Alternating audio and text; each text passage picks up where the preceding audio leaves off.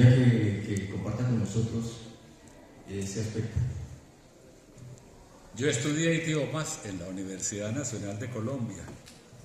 Puedo decir que fui un discípulo entonces de Camilo Torres Restrepo, de Eduardo Umaña Luna, a quien toda mi obra se la debo al maestro Umaña Luna. Las correcciones que hizo, las orientaciones, a Fal Borda, a González Sánchez del Centro de la Memoria. Entonces yo fui ese estudiante de esta universidad.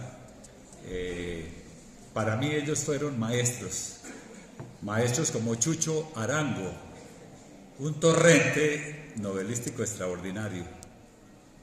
Con Gabriel García Márquez aprendí entonces en el año de 1959 que las novelas que se escribían en Colombia no eran más que un inventario de muertos y una toma de partido en la que unos se situaban de parte de Dios y de parte de la derecha. Y era un yo acuso. Los godos acusaban a los liberales del daño que le habían hecho a la nación colombiana. Ese rencor mutuo, esa guerra sectaria, como la llamó Camilo Torres, puso todos los muertos. Y en la narrativa también puso un muerto, que fue la gran novela colombiana. Entonces podría yo decir que ese inventario de muertos impidió que verdaderamente se leyera la tragedia de Colombia. A esa época se le llamó la violencia. Y a su novela y a los cuentos se le llamó la narrativa de la violencia. Incluso en Colombia se fundó una escuela que se llama violentología. Yo no puedo compartir ese marco histórico. Yo creo que el concepto de violencia tiene más que ver con el encubrimiento del holocausto colombiano. Laureano Gómez sostenía que esta es una nación de indígenas, caníbales, de pijaos, salvajes, que sufrían de la epilepsia, de la demencia precoz.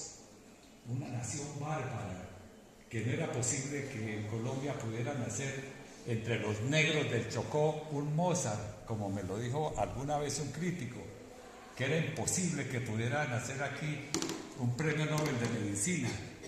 Entonces, estas opiniones que se daban contra este pueblo eran opiniones racistas sobre el pueblo afrocolombiano, que lo ven y lo veían como un pueblo que se muere en las riberas o en las orillas de los mares que tiene Colombia. Colombia tiene dos fronteras, los mares y las selvas. Entonces era una visión, este concepto de la violencia era oscuro. Gente que salía a matar sin explicación, motivada por el odio. Se sostiene que a Uribe Uribe lo mataron dos hombres que estaban borrachos. Se sostiene que a Gavilán lo mató otro borracho. Es un país de borrachos. Entonces, cuando yo comienzo a escribir esta novela y leo el artículo de Gabriel García Márquez, que dice que esa no es la novela, pero que él sostiene que algún día, a partir de 1959, habrá de llegar para los colombianos una novela que, sin mostrar el inventario de muertos, penetre en esas 7 caras del iceberg, esas partes desconocidas, que no se han escrito, no se ha escrito nada sobre esto. Entonces él profetizó eso, que se habría de escribir una novela que fuera una novela con los más altos poderes de esa narrativa experimental, como la del boom latinoamericano, como se dio después, con todas las técnicas, con todo el poderío, lo mejor para interpretar esta tragedia del pueblo de Colombia. Entonces García Márquez, posteriormente, cuando yo les puse el proyecto, él me dio sus recomendaciones, vio la novela.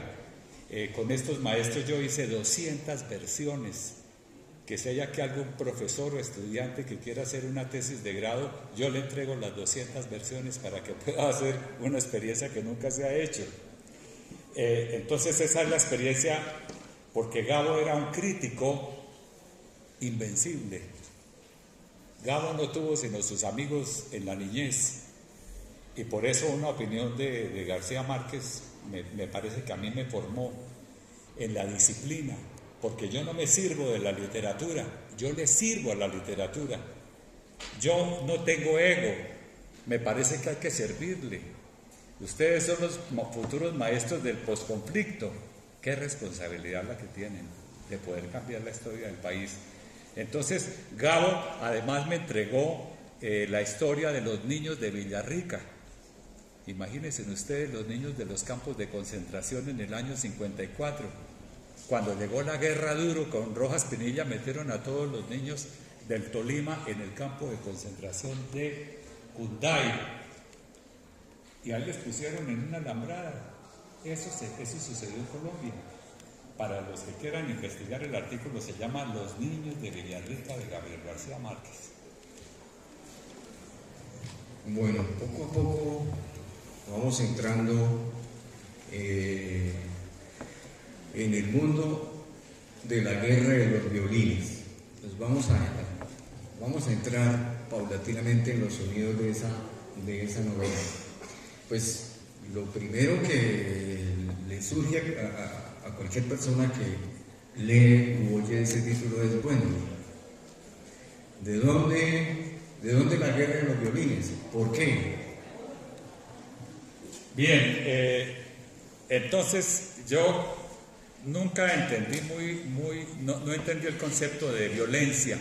Lo que sí entendí es que en Colombia se dio un conflicto armado entre clases sociales radicales. Las élites bogotanas cogieron a rejo a los campesinos de Colombia, les mataron a su líder. La clase bogotana empresarial no quiso entonces, después de haber dado de baja a Gaitán, no quiso hacer la paz a las buenas. En el 2016 les tocó hacer la paz, a las buenas no la quisieron hacer, en el 2016 les tocó hacer la paz a las malas. Entonces han transcurrido 70 años de conflicto armado, 1 millón de muertos ha costado esta guerra, ha costado además, imagínense ustedes que esta guerra ha costado a la República de Colombia, ha costado más de 8 millones de víctimas, 17 acuerdos de paz fallidos y uno posible, el del 2 de octubre del 2016.